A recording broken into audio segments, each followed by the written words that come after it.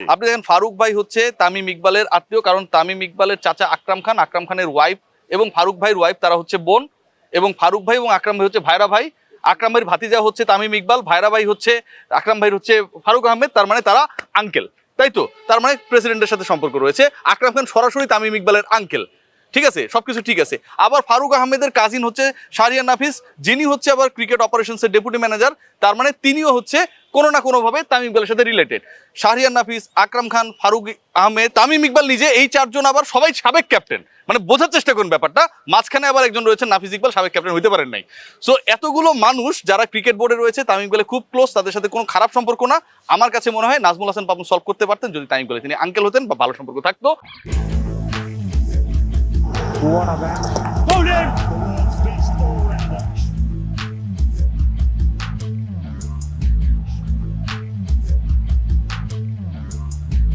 Hello guys, welcome করছি রিয়াসাদ আজিম, আজিম and আজম শোতে। মোটামুটি অনেকদিন পর আপনাদের সামনে হাজির হয়েছি এবং এমন একটা সিচুয়েশন যখন বাংলাদেশের পুরো সিচুয়েশন বদলে গেছে, অবস্থা বদলে গেছে।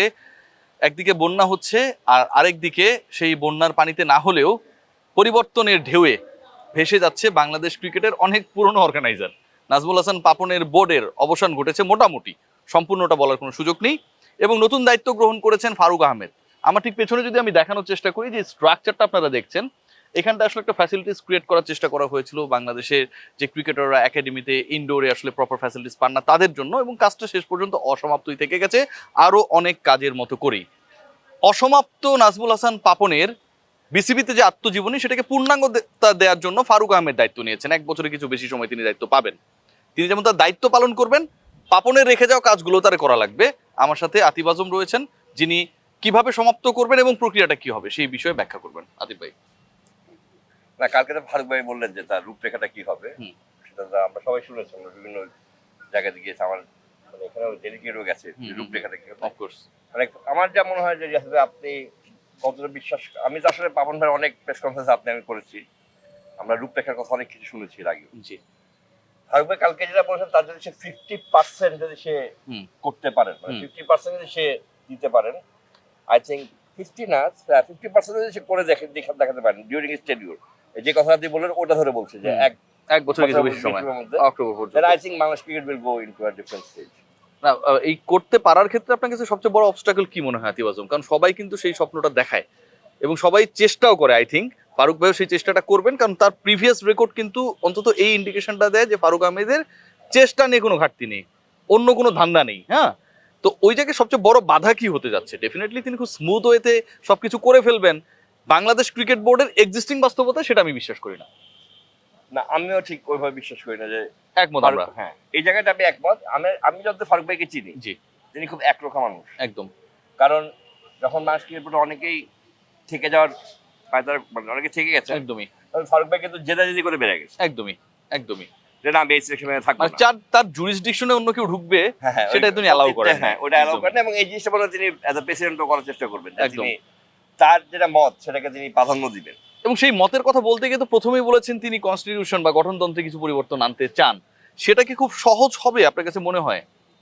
আমার কাছে মনে হয় এখানে একটা জিনিস বোঝা আছে রিয়াজ ভাই, ফারুক ভাই তার সমসাময়িক কিছু মানুষকে জি হয়তো বোর্ডে দেখতে যাচ্ছেন, জি, তবে সেই মানে তার সমমনা মানুষকে, সমসাময়িক না সমমনা মানুষকে, কিন্তু তাদেরকে তিনি বোর্ডে খুব অচিরে দেখতে পারেন বলে আমার মনে হয় না। কারণ আমি আপনাকে ব্যাখ্যাটা করি। জি শিওর।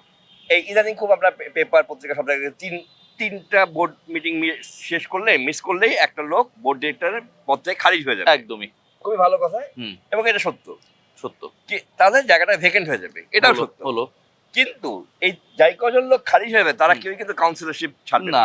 কাউন্সিলরশিপ তো তাদেরকে দেয়াই হয়েছে তাদের ক্লাব থেকে। এবং সেক্ষেত্রে কি হবে, এই সকল লোককে যে বাদ দেন, এখন যারা মানে কাউন্সিলর আছেন তাদের মধ্যে থেকে এদেরকে ফিল করার মতো সব লোক নেই। বুঝতে পারছি। ফারুক ভাইকে বাইরে থেকে আনতে হবে, বাইরে থেকে আনতে হলে কনস্টিটিউশন চেঞ্জ করতে হবে, যেটা তিনি বলেছেন। কনস্টিটিউশন চেঞ্জ করতে হলে তারপরে কাউন্সিলরশিপ, তাহলে একটা রি-ইলেকশন দিতে হবে, এজিএম করতে হবে। সো এই সবকিছু একটা, এবং এজিএম এ আসবে হচ্ছে সেই কাউন্সিলররাই যারা হচ্ছে বিগত বোর্ডের সমর্থন পুষ্ট তারা। কিন্তু সেখানে কি একটা ওয়ে আউট হইতে পারে এরকম কিনা আতিফ আজম?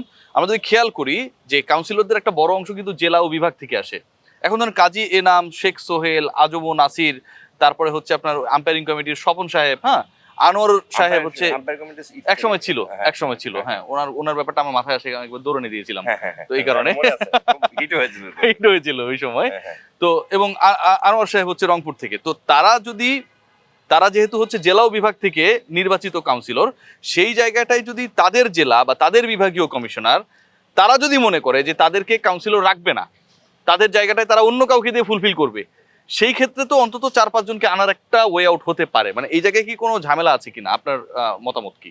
না, তাদেরকে যেটা ধরেন আপনার এনএসসিটা খুব ইজিলি হবে, এনএসসিটা ইজিলি হয়ে যাবে, এনএসসি সরাসরি করবে রাইট। বাট অন্যদের ক্ষেত্রে জি এটা কিন্তু মানে গঠনতন্ত্রে এনএসসি অনুমোদন লাগবে, সময় সাপেক্ষ ব্যাপার। না, এনএসসি তো এটা করবে। ধরেন মন্ত্রণালয় এবং এনএসসি মিলে বিভাগীয় কমিশনারকে বললো যে আজম ও নাসিরকে আমার এখানে দরকার নেই, কথার কথা আমি বলছি, ঠিক আছে? আজম ও নাসির তো এখন পলাতক, পৃথিবীর কেউ তার সাথে যোগাযোগ করতে পারছে না, তিনি শুধু আল্লাহ রাব্বুল আলামিনের কাছে দোয়া করছেন যেন তাকে দেখে রাখেন, এটাই হওয়ার কথা এই মুহূর্তে। শেখ সোহেল নেই, কাজী এনাম আহমেদ থাকলেও তিনি আসলে যেভাবে একটা রাজনৈতিক দলের সাথে সম্পৃক্ত, তিনি কতদিন থাকবেন এটা নিয়েও ডাউট রয়েছে। সো এই 3-4টা জায়গা, আলমগীর খান আলো তার জায়গাটা ফাঁকা রয়েছে, সো 3-4 জন যদি ফারুক আহমেদ আনতে চান তিনি আনতে পারেন কিনা ওই জায়গা থেকে? আপনার আমি যত বুঝি সেটা থেকে যে বাংলাদেশ ক্রিকেট বোর্ডের গঠনতন্ত্র, জি এটা বাংলাদেশ ক্রিকেট বোর্ডের কাউন্সিলর ঠিক করবে, এটা জেনারেল কাউন্সিল ঠিক করবে। জি এনএসসি একমাত্র গঠনতন্ত্র অ্যাপ্রুভ করতে পারে। যখনই এনএসসি গঠনতন্ত্রে জি হাত দিবে জি। তখনই কিন্তু এটা ICC-র একটা ইয়ে আসবে। গভর্নমেন্ট ইন্টারফারেন্স হয়ে জি। যাবে। সো এই সব দিকে খুব থিন লাইন, মানে ভেরি একদমই ট্রিকি, খুবই ট্রিকি ট্রিকি এবং খুবই একদমই কমপ্লিকেটেড হবে। সো একদমই। ফারুক ভাইকে আমার মনে হয় এই মুহূর্তে ফারুক ভাই কালকে যে কথা বললেন, একটা জি। কথা মনে মাথা রাখতে হবে, শুরুতেই কিন্তু বলছে গঠনতন্ত্রের কথা, একদম ভেরি ফার্স্ট। এই মুহূর্তে তার এক্সিস্টিং যে ম্যান পাওয়ার আছে জি ওগুলোকে তার বেস্ট ইউটিলাইজ করতে হবে, ওকে এবং সাথে সাথে গঠনতন্ত্র চেঞ্জ করার ব্যাপারে লয়ার্স জি এগুলো যাদের সাথে কথা বলা দরকার জি। তাদেরকে, জি বিকজ আপনার কোনো কাউন্সিলরকে আপনি 4 বছর আগে শেষ করতে পারবেন না। না পারবেন না আপনি। আপনার কাউন্সিলর, আমি তার একটা সবচেয়ে বড় উদাহরণ দিই, জি নাজমুল আবেদিন সাইন তখন বিকেএসপিতে কাজ করেন না। না নাজমুল আবেদিন সাইন কোথায় কাউন্সিলর? বিকেএসপি কাউন্সিলর। আসলে কি BKSP, are you sure? Yes, আমি নিজে দেখেছি। আচ্ছা আচ্ছা, আপনার আমার মনে হয় যে চেঞ্জ করছে। না না, কাউন্সিলর লিস্ট আছে। আচ্ছা ওকে বিকেএসপি থেকে এসেছিল, কারণ নাজমুল আবেদিন সাইন কাউন্সিলর বিকেএসপি কি হয় বললাম, নাজমুল আবেদিন সাইন লাস্ট ওয়ার্ল্ড কাপ মানে লাস্ট যে ইয়ে হয়েছিল আপনার নির্বাচন হয়েছিল, হ্যাঁ সেখানে তিনি সুজন ভাইয়ের বিপক্ষে দাঁড়িয়েছিলেন। হ্যাঁ, জি তারপর তার কাউন্সিলরশিপ চেঞ্জ করার কোনো সুযোগ নেই। আমি বলছি যে জি। You cannot change councillor overnight, জি কারণ কাউন্সিলরশিপ 4 বছরের জন্য দেওয়া হয়, জি 4 বছর পরে কাউন্সিলরশিপ একদম নিয়ে নেওয়া হয়। একদমই সেক্ষেত্রে আপনার এজিএম থেকে শুরু করে সবকিছু আপনার আবার নতুন করে করতে হবে। একদম ফারুক ভাইয়ের জন্য আমার মেন কথা মানে মেন যে জায়গায় প্রশ্নের জায়গা সেটা থেকে তিনি কোথায় লক্ষ্য দিবেন, জি বাংলাদেশের সংবিধান নাকি বাংলাদেশের ক্রিকেট, একদমই বাংলাদেশের ড্রেসিং রুম জি নাকি বাংলাদেশের বোর্ড রুম, একদমই কোনটা তার প্রায়োরিটি হবে সেটা আগে দেখার বিষয়।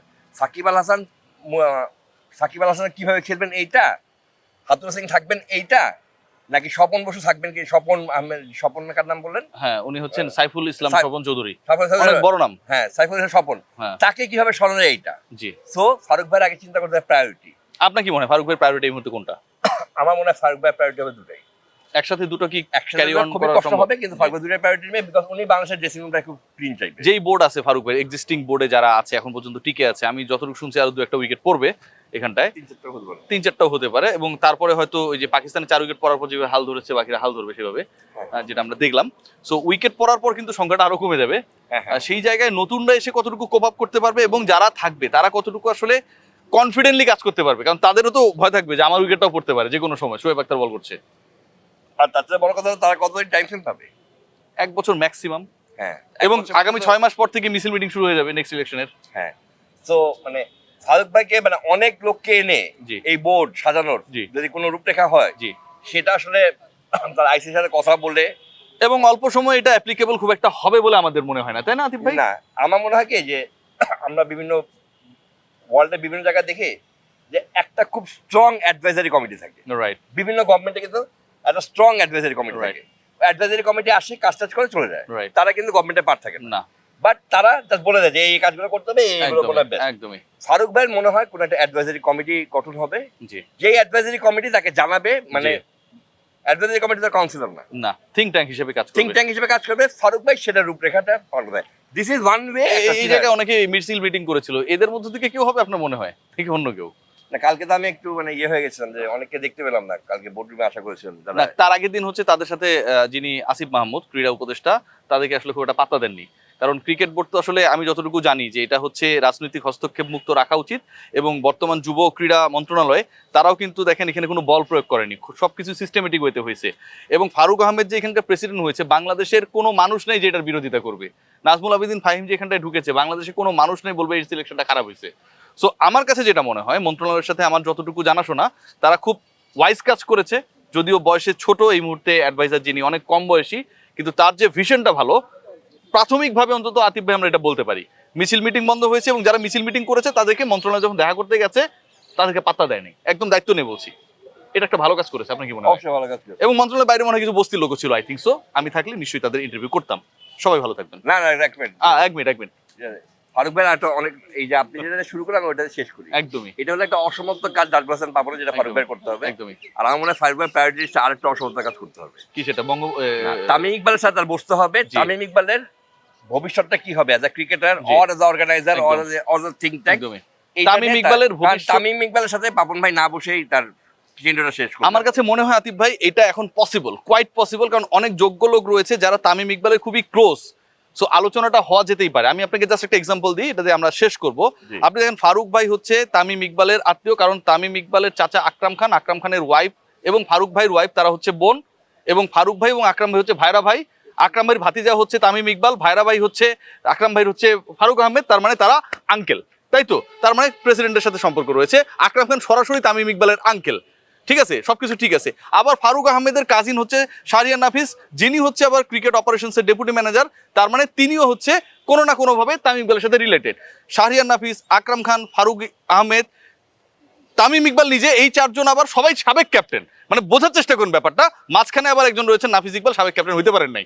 সো এতগুলো মানুষ যারা ক্রিকেট বোর্ডে রয়েছে, তামিম ইকবালের খুব ক্লোজ, তাদের সাথে কোনো খারাপ সম্পর্ক না। আমার কাছে মনে হয় নাজমুল হাসান পাপন সলভ করতে পারতেন যদি তামিম ইকবালে তিনি আঙ্কেল হতেন বা ভালো সম্পর্ক থাকতো।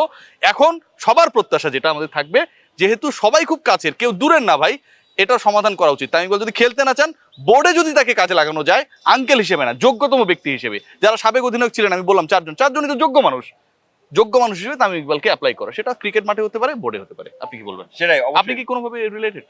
না না আমি আচ্ছা। সেটা মনে হচ্ছে লুকানোর চেষ্টা না করছেন। না না আমি বলছি যে ফারুক ভাই এটা খুবই ভালো, কিন্তু ফারুক ভাই এটা সবচেয়ে বড় ড্রব্যাকও। ফারুক ভাই যেন এমন কোনো কাজ না করেন যে এটাকে পরিবারতান্ত্রিক হয়ে যাচ্ছে। ফারুক ওই ভাই যে এরকম- ওইরকম মানুষ না, কিন্তু মানে আমি একটা কথা বলি, যখন আপনার অনেক থাকবে, আপনার জি। গভর্নমেন্টও দেখছেন, যখন জি। গভর্নমেন্ট থাকে তখন জি। অনেক যখন থাকে জি। তখন অনেক দূরে, মানে এটা তো খুব কাছের। গভর্নমেন্টও আসলে অনেক আলু পটল টাইপের লোক ঢুকে যায়। হ্যাঁ, আতিফ ভাই বুঝছেন, ওইখানে ফারুক ভাই বলেন কোয়ালিটি মানুষ, ঠিক আছে, উনি কি করছে এটা সবাই জানে। আকরাম ভাই বাংলাদেশের সাবেক ক্যাপ্টেন, মানে হিস্ট্রি, ঠিক আছে। তামিম ইকবাল বাংলাদেশের হিস্ট্রি, শাহরিয়ার নাফিস বাংলাদেশের খুব হিস্ট্রি। মানে আপনি এদেরকে কাউকে আপনি মানে থাকে না ছোট কথা যে, বলবো। মানে এরা কেউ আলু পটল না, অ্যাটলিস্ট এরা সবাই আমিষ, এবং আমার কাছে মনে হয় যে সেখান থেকে ভালো কিছু আসবে।